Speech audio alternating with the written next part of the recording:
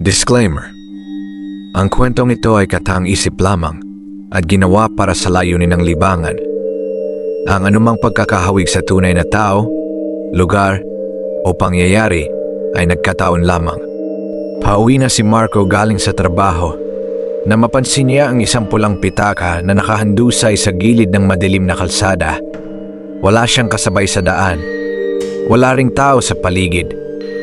Huminto siya at tumingin sa kaliwa at kanan. Walang may-ari. Bulong niya sa sarili. Pinulot niya ang pitaka at agad itong binuksan. Sa loob ay may ilang daang piso, isang lumang litrato ng isang babae at isang maliit na papel na may nakasulat na pangalan, Rogelio Santos. Wala nang iba. Walang ID. Walang address. Walang numero. Palit larawan. Inuwi ni Marco ang pitaka upang hanapin kinabukasan ang may-ari nito. Pero pagsapit ng gabi, nakatanggap siya ng tawag mula sa kanyang kaibigan. Marco, nabalitaan mo ba? Patay na raw si Mang Rogelio sa kabilang barangay. Nanlamig siya. Mang Rogelio? Ano buong pangalan niya? Rogelio Santos. Biglang bumilis ang tibok ng puso ni Marco dahil iyon mismo ang pangalan na nasa papel sa loob ng pulang pitaka. Agad niyang binuksan muli ang pitaka, ngunit may napansin siyang kakaiba. Ang papel na may pangalan ni Rogelio Santos ay wala na. Sa halip, may bagong pangalan ng nakasulat, Antonio Reyes. Napaatras siya, kanina lang ay si Rogelio Santos ang nakasulat doon. Kinabukasan, may balitang isang lalaki mula sa kabilang bayan ang nasawi sa aksidente. Ang pangalan nito ay Antonio Reyes.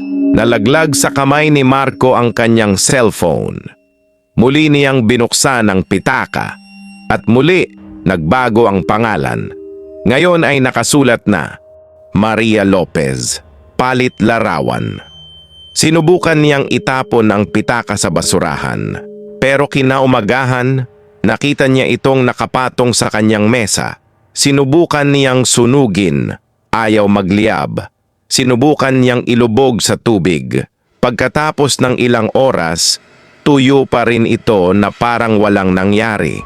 Habang lumilipas ang mga araw, isa-isang namamatay ang mga taong nakasulat sa papel. At sa bawat pagkamatay, nagbabago ang pangalan. Hanggang isang gabi, nanginginig na binuksan ni Marco ang pitaka at doon niya nakita ang pangalan na hindi niya inaasahang mababasa, Marco de la Cruz, sarili niyang pangalan. Nang gabing iyon, hindi siya natulog, hindi siya lumabas ng bahay, hindi siya lumapit sa bintana, hindi siya gumawa ng kahit ano. Pero pagsapit ng umaga, may kumatok sa kanilang bahay, 2 pulis ang nasa labas.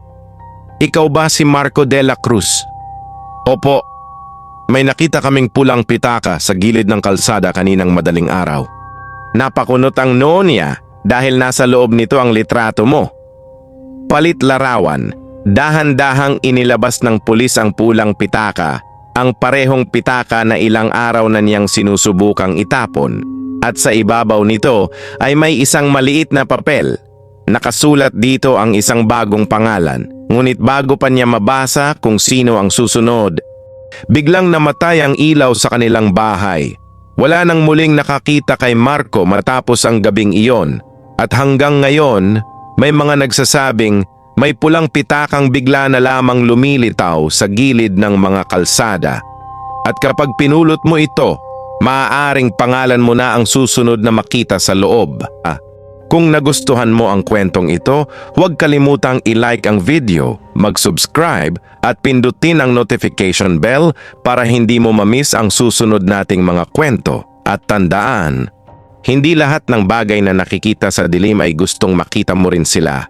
Maraming salamat sa panonood at magkita-kita tayo sa susunod na kwento, kung saan maaaring ikaw naman ang susunod na makaranas nito.